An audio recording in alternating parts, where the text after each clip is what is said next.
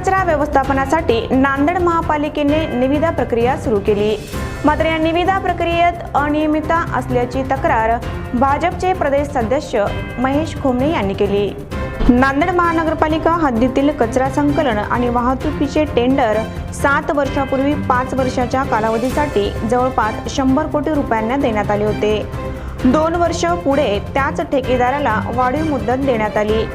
महापालिकेने पुढील 5 वर्षासाठी निविदा काढून खास मर्जीतील ठेकेदाराला टेंडर मिळावे यासाठी नियम व अटी घेतल्या।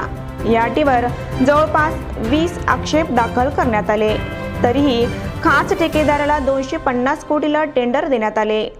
7 वर्षात 100 कोटीचे टेंडर 250 कोटीवर पोहोचल्याने याबाबत भाजपच्या पदाधिकाऱ्यांनी मुख्यमंत्र्यांकडे तक्रार केली।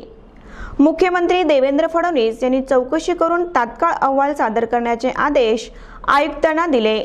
तसेच तोपर्यंत कोणताही निर्णय घेऊ नये असा आदेशही दिलाय। त्यामुळे टेंडर चांगलेच वादात अडकले आहे। दिनांक 13/12/2024 रोजी नांदेड वाघाळा शहर महानगरपालिका मार्फत ई टेंडर नोटीस नंबर 1175/4/2024-25 च्या अनुषंगाने एक घनकचरा शहरातील घनकचरा व्यवस्थापन कचरा ट्रान्सपोर्टेशन व डंपिंग ग्राउंडपर्यंत कचरा नेण्यासाठी व कलेक्शन डोर टू डोर यासाठी एक निविदा काढण्यात आलेली होती।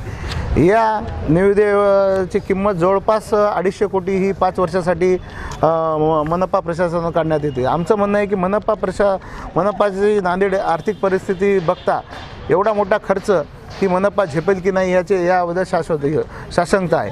कारण मागील जी हीच निविदा ही 100 कोटीच्या जवळपास असल्याचा अंदाज आहे। त्याच्यामुळे एकदम वाढीव 150 कोटी कुठून आले हे एक संशोधनाचा विषय आहे। याबाबत आम्ही आणि बऱ्याच एजन्सीनं पण ह्या निविदेमधील अटी शर्ती तुम्ही काहीतरी रद्द करण्यात यावं यासाठी माननीय मनपा प्रशासन यांना निवेदनही दिलेले होते, पण त्यांना दुर्लक्षित करून काही आमची शंका आहे की काही ठराविक एजन्सीला याचा फायदा पोहोचावा यासाठी काही प्रशासन ह्या कोणाच्या दबाव तरी हे निविदा काढलेली असं आम्हाला शंका होती। त्या अनुषंगाने आम्ही माननीय मुख्यमंत्री देवेंद्र फडणवीस साहेबांकडे तक्रार केली की या निविदा प्रक्रियेमध्ये काहीतरी अनियमितता आहे। त्यानुसार माननीय मुख्यमंत्री महोदयांनी या मान्य आयुक्तांना असे आदेशित केलेले आहे की ही निविदा प्रक्रिया तात्पुरती स्थगित करण्यात यावी।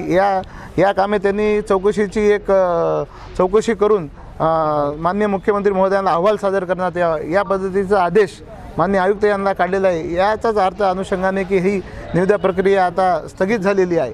तर हे आमचं म्हणणं आहे आणि ही निविदा प्रक्रिया आता स्थगित न होता रद्दबाद होऊन नवीन निविदा काढण्यात यावी। कारण हा जो पैसा आहे हा सामान्य नांदेडकरांचा पैसा आहे, तो अशा अपव्यय या पैशाचा होऊ नये या मानसिकतेचे आम्ही असल्यामुळे भारतीय जनता पार्टी आणि नरेंद्र मोदी यांचं ब्रीदवाक्यच आहे, ना खाऊंगा ना खाने दूंगा।